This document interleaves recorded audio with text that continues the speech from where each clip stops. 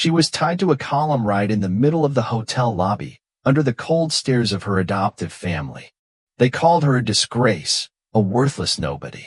But just 1 minute later, when her billionaire husband walked in, the entire room fell silent.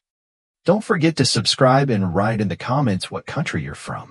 From the outside, the Whitmore estate looked like the portrait of American aristocracy: 3 acres of sculpted hedges, a circular drive lined with imported Italian stone, and a house that towered in clean white symmetry like a courthouse wrapped in pearls.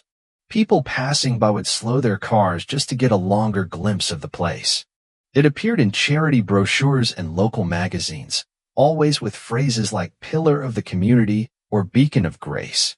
But for Aaliyah, the girl they raised behind those pillars, it had never been anything more than a gilded cage.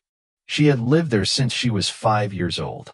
The first memory she had of the house wasn't the marble foyer or the tall French doors, it was the silence. Not the kind of silence filled with warmth or safety, but the kind that wrapped around her like a verdict, wordless but heavy, that told her she did not belong. The Whitmores didn't beat her. They didn't scream. They didn't lock her away. Instead, they suffocated her in expectation and cold civility, in the quiet horror of polite exclusion. She had been adopted under the pretense of charity after a car crash took her biological mother, a brilliant pianist and college senior who had raised Aaliyah alone. Her father was listed as unknown on every document, and the adoption was arranged through a local church's outreach program for at-risk children. The Whitmores, already under scrutiny after Judge Whitmore made a racially charged comment on record, found a way to soften their public image with a very specific kind of redemption. Adopting a black girl from a tragic background became their absolution. They named her Aaliyah Whitmore, placed her in their home, gave her a bed with a white canopy and a closet full of pre-approved dresses, but they never gave her a place at the table. Not really. She was spoken of with patronizing pride, our adopted daughter, as if her presence was a trophy, a symbol of moral elevation. Not once did they allow her to call them mom or dad. When she tried, they gently corrected her over and over until she learned to keep her tongue still. Her childhood was a collection of contradictions. She had access to the best schools but was forbidden from joining the debate team because your voice doesn't carry the right authority. She was praised for good grades in private but never acknowledged publicly. At family galas, she was made to stand 2 steps behind her siblings. On holiday cards, she was either cropped out or made to wear colors that helped her blend. Her hair was chemically straightened every month. Her skin compared to coffee and chocolate, and jokes no one else found funny. By the time she turned 16, she had stopped asking why. The Whitmore siblings, Julian and Meredith, grew into polished versions of their parents. Julian was a rising attorney, cold and mechanical, always dressed in blues and grays as if color itself was beneath him. Meredith, 2 years younger than Aaliyah, was a magazine-featured columnist and social media darling. She wore pastel dresses and studied how to tilt her head in photos. She referred to Aaliyah as the family's social experiment and whispered conversations that weren't as quiet as she thought. They all shared one belief: Aaliyah should be grateful. Grateful for the roof, the clothes, the education, the surname. Grateful enough to be silent, compliant, and invisible. Aaliyah's adulthood unfolded like a quiet rebellion. She didn't shout. She didn't storm out. Instead, she worked. She finished college through scholarships and work-study programs while simultaneously managing the Whitmore family's neglected bookkeeping behind the scenes. When the nonprofit sector called her name, she answered. She founded a data platform for distributing microgrants to marginalized entrepreneurs. It succeeded quietly, like everything else she did. That's when she met Morgan Hart. It started at a tech conference in D.C., 2 solitary figures at the coffee station, both exhausted by the forced networking and smiling faces. He was soft-spoken and sharp-eyed, a coder with a vision that no investor believed in. She saw in him something that mirrored her own reflection, someone overlooked, underestimated, but burning quietly with the hunger to build something honest. They fell into conversation that night, then emails, then weekend visits, then love. By the time Morgan's startup exploded, attracting national headlines and billion-dollar valuations. They were already bound by something deeper than contracts or capital, but they kept it private. Aaliyah knew her family would never accept him, not because he was wealthy, but because he was black, successful, and entirely outside their control. They married quietly in Seattle, witnessed by close friends and no family. She wore a simple dress. He wore the same watch he always did. And their vows were short but true. In the months that followed, Aaliyah's relationship with the Whitmores grew stranger. Her financial support became necessary. Judge Whitmore had accrued serious debts, and Meredith's boutique media firm was bleeding money. Without revealing her identity, Aaliyah used her nonprofit shell accounts to discreetly pay overdue taxes on the Whitmore estate. She cleared a second mortgage.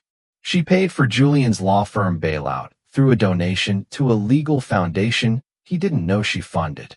She did it not for love, but for closure. Maybe somewhere in her bones, she hoped that if she could just keep the structure standing, the people inside it would eventually become better. Maybe she could prove she was worth something. Maybe they'd finally see her. But the house never changed. Its walls still echoed with whispered insults and choreographed civility. They still forgot her birthday. They still corrected her tone, her posture, her ambition. She was still too much and never enough. The breaking point came on a hot July morning. She had just returned from a site visit to a shelter renovation project and found an envelope on her bed. It was an invitation to a Whitmore Foundation garden gala, celebrating a legacy of giving. Her name wasn't on the event materials, but she had organized every logistical detail. She brought it up at dinner. Judge Whitmore glanced over his wine. "Why would your name be there? You're not a trustee." "But I created the partnerships. The fund exists because we allowed you to operate under our name," Meredith said sweetly, cutting her chicken. "That's a privilege, not a right." Aaliyah didn't respond. She stood, excused herself, and went back to her room. That night she lay awake for hours. Morgan texted her, "Still want to go through with this?" She stared at the screen for a long time, then replied, "Yes. Let them show their true faces." The gala was scheduled for the following weekend, an exclusive affair with catered cuisine, string quartets, and a guest list pulled from the governor's Rolodex. The Whitmores rehearsed speeches. Meredith coordinated photographers. Julian reviewed legal disclaimers to ensure no unwanted stories would surface. Aaliyah was handed a beige server's uniform. Not a dress, not a name tag, just an outfit designed to match the tablecloths. She put it on quietly. Morgan booked a flight. She waited, and the house, unaware of the storm approaching, glittered on the surface. Marble, music, champagne, and all. But underneath it, something old was breaking. Something patient. Something deep. And once it snapped, it would change everything. Aaliyah didn't sleep that night either. But this time, she wasn't tired. She was ready. The morning of the gala dawned with heat already pressing against the windows, thick and suffocating like a warning. Aaliyah rose early, not because she had things to do, though she always did, but because sleep had evaded her entirely.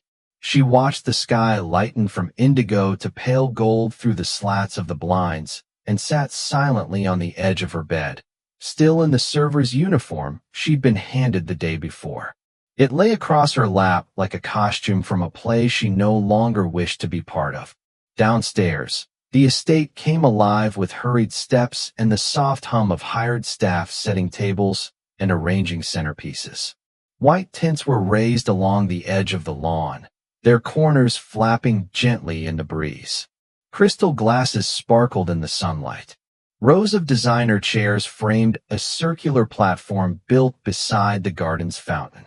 There, guests would toast to a legacy of giving, unaware that the only reason the property still stood was the quiet intervention of the woman now being told to stay invisible. Aaliyah moved through the kitchen, ignored by everyone but the pastry chef, who gave her a curt nod and returned to arranging macaroons. She found her assigned position on a chart pinned to the fridge, Station 4, wine service, rear patio. The chart didn't list names, only roles, just as the Whitmores preferred. They never liked their help too visible. By early afternoon, the first guests began to arrive. Luxury sedans pulled up in sequence. Women in pastels and men in summer suits filtered through the gate, air-kissing, adjusting jewelry, laughing in the low, practiced tones of those accustomed to power. Aaliyah took her place near the edge of the patio, hands folded neatly, waiting for her signal. She saw Julian first, holding court near the entry with two city councilmen. He gestured with the ease of someone who'd grown up knowing the world would listen. Meredith followed, wearing an off-white gown with embroidered lilies and a delicate pearl headband that made her look like a bridal magazine cover. She carried a glass of champagne and wore a smile so polished it might have been carved. Their parents flanked them, the judge in a pale linen suit, his wife in a pale blue sheath dress, diamonds winking from her throat. There were speeches, toasts, photographers. Every word spoken from the stage was a careful performance, how the Whitmore family had served the community for generations, how they had opened their hearts and home to those in need, how their legacy was rooted in empathy and leadership. The audience applauded, sipped their drinks, and never once looked in Aaliyah's direction. She moved quietly between tables, refilling glasses, avoiding eye contact. A few guests mistook her for a caterer and murmured orders at her without even turning their heads. One man smiled at her and said, "Didn't expect the help to look so exotic tonight."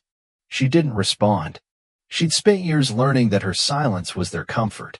The sun began to lower, casting a golden glow across the property, softening its sharp edges. It was then, as Aaliyah was reaching for an empty flute, that she heard the unmistakable sound of breaking glass. A stemmed wine glass had slipped from a guest's hand, shattering on the flagstones. Aaliyah instinctively knelt to pick up the pieces. The woman, embarrassed, waved her off. "Don't worry, she's used to cleaning up after others," Meredith called from behind her, voice bright with mock sisterly affection. The laughter that followed was small, tight, and unmistakably cruel. Aaliyah stood slowly, glass slivers in her hand, blood beginning to bead at the corner of her palm. Her face remained still. She turned and walked toward the catering tent, ignoring the stares. Inside, she rinsed her hand under cold water and wrapped it in a paper towel. It was only a moment later that the real breaking point came. Back outside, the judge, perhaps emboldened by a drink or by the laughter of the crowd, raised his hand for attention. He gestured for Aaliyah to come forward. "We'd like to do something symbolic," he announced with a smirk. "A gesture of reflection on the history we all share, the burden others have carried for us." There was a pause just long enough to let the suggestion settle. "What do you say, Aaliyah? Up for a little performance?" Before she could answer, two hired event assistants, young, unaware, obedient, took gentle hold of her arms. "We'll make it quick," one of them said, as though that mattered. They led her toward the fountain, where a wooden column stood, part of a decorative installation meant to mimic historic architecture. Aaliyah knew it had no purpose other than appearance, but now it had been repurposed as a stage of shame. She didn't fight. She didn't scream. They turned her toward the crowd, back to the column, and tied a length of silk rope around her wrists. Her bare arms gleamed in the dying light. Her dress, the beige server's uniform, hung limp and unflattering. She stood there, straight-backed and silent, as a murmur of amusement ran through the audience. Laughter flickered again. A few camera phones raised, not in cruelty, they would claim later, but just for the moment. Meredith giggled, sipping her drink. Julian rolled his eyes and muttered something to a man beside him about always needing the last word. The judge raised his glass. "A reminder," he said, "of how far we've come." More laughter. But Aaliyah didn't flinch. She locked her gaze on the horizon. She felt the rope against her skin, smelled the sweat rising from her collarbone, tasted metal at the back of her tongue. Every part of her was pulsing with humiliation, but she would not let them see it. She had given them years. She had paid their bills, saved their legacy, and hidden her pain behind perfect posture and careful smiles. And in return, they gave her this, an exhibit, an object, a lesson to be paraded in front of the powerful. She waited. She didn't know the exact moment Morgan arrived, but she heard the engine. Smooth. Low. Distinct. The guests turned. The laughter stuttered, then stopped. Forks paused midair. Glasses wavered. A black Rolls-Royce glided up the drive and came to a slow, deliberate halt near the garden's edge. Its presence alone silenced the space. The driver stepped out and opened the rear door. Morgan Harlan Hart emerged like a storm in human form, tall, deliberate, wrapped in a navy blue suit that looked tailored to his heartbeat. His face was unreadable. His movements were slow and clean. His eyes scanned the crowd like they were irrelevant details. And then they found her. Aaliyah, still tied, still barefoot, still silent. He walked without a word through stunned onlookers, through whispers, through the hushed chaos of people realizing they were in the presence of someone far greater than they had imagined. He reached the fountain. She didn't move. He knelt, pulled a slim blade from the inside of his jacket, and sliced through the silk. Her wrist came free. He took her hand gently, inspecting the raw skin, then brought it to his lips and kissed the wound. It was then that people truly began to understand. The judge took a step forward, lips parted. Morgan's voice cut clean through the gathering. This woman is my wife. A gasp, collective and real, spread through the air like fire over dry leaves. I want to know who thought tying her to a post like an animal was acceptable. No one answered. Not even Meredith, whose wine glass trembled in her hand. Not even Julian, who took an instinctive half-step backward. Aaliyah said nothing. Morgan stood tall beside her. This ends now, he said. You have 15 minutes to gather your things and leave this property. The judge blinked. Leave. Morgan turned slightly. You don't own it. Not anymore. He reached into his breast pocket and unfolded a document. 3 months ago, this house went into default. Unpaid taxes. Missed mortgage deadlines. Desperate calls to creditors. Every one of them answered. By her. He held up the deed. She paid for this house with her college savings, her emergency fund. She sold her car. She emptied her future trying to save your past. And when the bank finally issued notice, she called me. A beat. She didn't ask for help. She asked if I could buy it anonymously so you wouldn't lose face. He handed the deed to the judge, whose hand shook as he unfolded it. Take a look. You signed it. Silence, thick and stretching. The crowd began to shift uneasily. Morgan turned toward them again. You didn't raise a failure, he said. You raised a woman. A woman who kept your lights on, who held this house together while you mocked her. And today, on the very soil she saved, you humiliated her. He didn't yell. He didn't curse. He simply spoke the truth. And it landed heavier than any scream. And no one, absolutely no one, had the courage to argue. Aaliyah stood there untied but stronger than she had ever been. And the ones who thought they had broken her were already starting to scatter. There was a strange stillness in the air, the kind that followed an unexpected silence after too much noise. For a few seconds, the gala seemed frozen in place, guests mid-turn, forks halfway to lips, glasses hanging from uncertain fingers. The sun dipped lower, casting elongated shadows over the manicured lawn, as if time itself had paused to witness what came next. Morgan stood beside Aaliyah with the stillness of a man who did not need to raise his voice to command attention. His presence was like gravity, undeniable and quietly forceful. The navy suit he wore fit his body like a second skin, his hands steady as he handed the deed to the man who had called himself Aaliyah's father for over 2 decades. Judge Whitmore, once so imposing in courtrooms and campaign photos, now looked like a man crumbling under the weight of something he could neither dismiss nor deny. He unfolded the paper slowly, as though he hoped it might say something different each time he blinked. But there it was, his signature, his address, the official stamp of sale transferred to a holding company that he had assumed was a nameless investor, a lifeline in the midst of foreclosure, a favor, a miracle, a trap. His lips parted, but no sound came out. Beside him, his wife reached for the paper, scanning the text with growing alarm. Her mouth twitched with disbelief. And then she looked up, wild-eyed, searching for something to cling to. You tricked us, she said, voice barely above a whisper. You tricked us. Aaliyah's voice finally broke through the tension, low and steady, her throat raw but firm. No, I saved you. She looked directly at her mother, the woman who had taught her how to sit straight but never how to stand tall. And you taught me to pose. That sentence alone might have knocked the wind out of the room. No one dared speak. Even the guests who had chuckled moments ago now stood stiff and silent, their expressions twisting in discomfort as if realizing too late that the performance they had laughed at had been someone else's crucifixion. Morgan took a step forward, not toward the judge or his wife, but toward the rest of the crowd. His gaze moved from face to face, calm and deliberate. "Let's make one thing clear," he said, his voice cool and quiet but carrying like thunder on a still night. "This woman gave up everything to protect people who never protected her. She poured her savings, her energy, her future into saving this house. Not for recognition, not for thanks, but because she thought maybe, just maybe, family meant something." He let the words settle, then continued. "When the foreclosure notice came, she didn't come to me in desperation. She came with a plan. She asked me to buy the house without using my name. It wasn't the cold, performative quiet of resentment and decorum. It was something warmer, fuller, something that allowed breath to move freely through the lungs without fear of consequence." Aaliyah stood at the threshold of the back patio, her hands still gently entwined with Morgan's, the remnants of the evening around them, folded chairs, half-filled glasses, forgotten shawls strewn like discarded pieces of an old play no one wanted to perform again.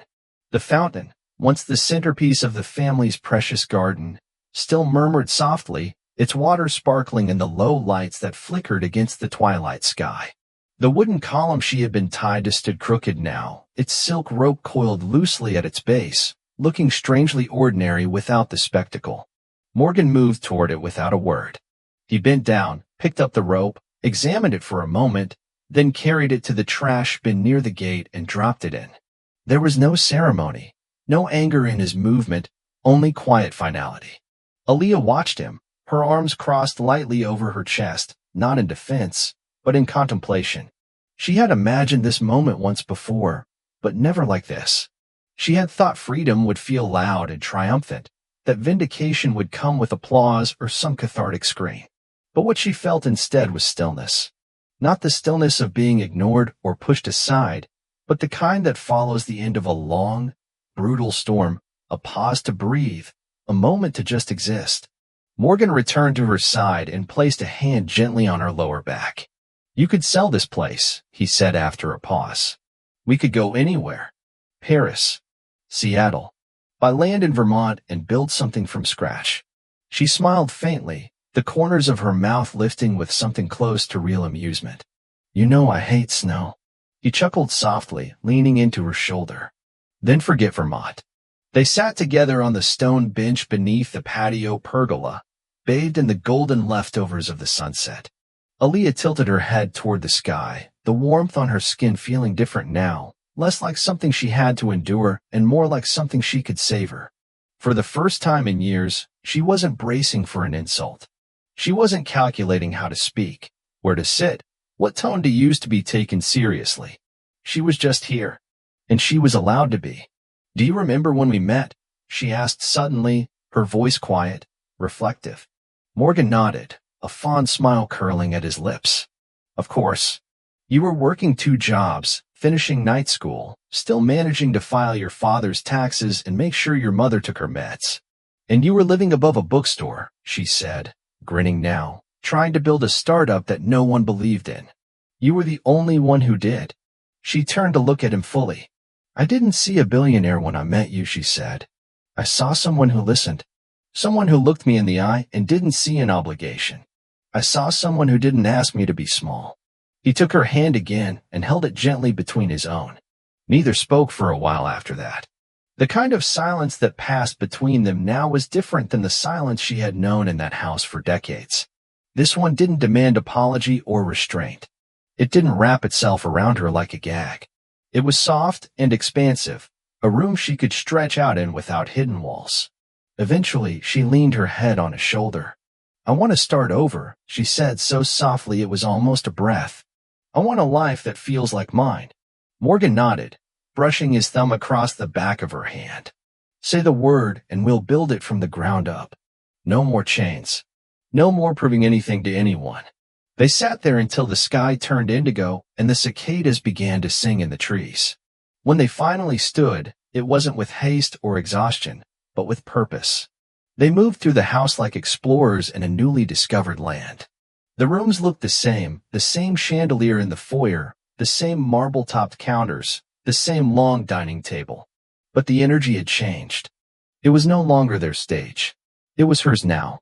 In the living room, she paused to examine the wine glasses still scattered on the tables.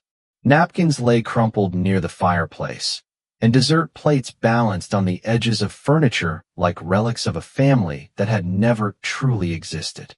She walked over and lifted one of the framed photographs from the mantel. It was an old family portrait, her siblings in tailored outfits, her mother in soft pastels, the judge in a commanding stance, and Aaliyah, stiff and slightly off-center, smiling too hard in a dress chosen for her by someone else. "Keep it," Morgan asked from behind her. She looked at the photo for another moment, then turned it face down and placed it on the table. "No, that's not who I am anymore." The following morning, Aaliyah awoke with the windows open and the scent of rain-soaked grass drifting in. She lay in bed for a while, listening to the birds, her hand resting on her chest, marveling at the absence of tension. She no longer woke up waiting for the next command, the next cold glance, the next unspoken insult. In the kitchen, Morgan had already brewed coffee. He handed her a cup without a word, as if they'd always lived this way. She leaned against the counter and watched him hum tunelessly while he scrambled eggs. They didn't speak. They didn't need to. The silence between them was whole. That week, they began clearing out the house. She didn't cry once. There was no mourning left in her, just clarity. They boxed her parents' things, the vintage crystal, the old legal journals, Meredith's trophies, and placed them in storage, not out of sentiment, but because the past no longer had the power to wound her. In the attic, they found her old notebooks, dusty and tucked behind holiday decorations. She flipped one open and found a list titled "Things I'll Do When I'm Free." It was written in green pen, the handwriting a little crooked. Morgan leaned over her shoulder and read it silently. "Learn to paint the sunset," he read aloud, a smile growing on his face. "I didn't say they were big dreams," she said with a laugh. "Just mine. Then let's go buy you some paints." They turned the old study into an art room. Morgan built shelves. She filled them with brushes, canvases, jars of color she hadn't let herself touch in years. The first thing she painted wasn't a sunset. It was the view from the back patio, with the column gone, the garden peaceful, the sky open. They started having dinners at the long oak table that had once been the site of cold glances and biting remarks.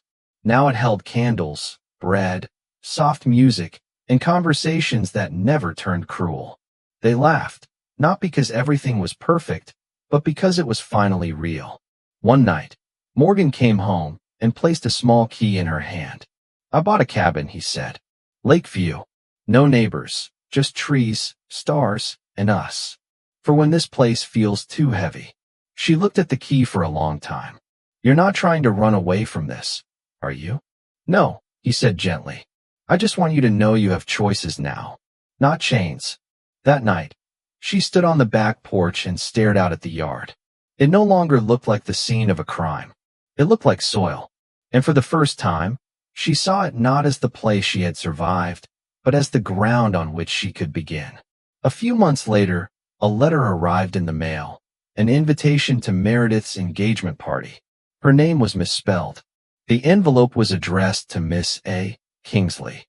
Morgan opened it, raised an eyebrow, and handed it to her without a word. She smiled. "I'm not going." He tilted his head. "Then what?" She walked to her desk, pulled out a photo, the one of her and Morgan at the Global Innovation Conference, arms around each other, both grinning as he accepted the award. She signed the back with a silver pen, "From the useless girl you raised. Thank you for setting me free." She slipped it into the envelope, sealed it, and sent it off without a second thought. Now when she wakes in the morning, she waters her plants, paints in sunlight, walks barefoot on the cool kitchen tile while Morgan sings off-key in the next room. She makes coffee without urgency. She breathes without waiting for the air to turn cruel. Her life isn't loud. It doesn't need to be, because the girl who once stood tied to a post, praying to disappear, no longer lives in that house. In her place stands a woman with her hands covered in paint, her chest full of breath, and a future that finally belongs to her.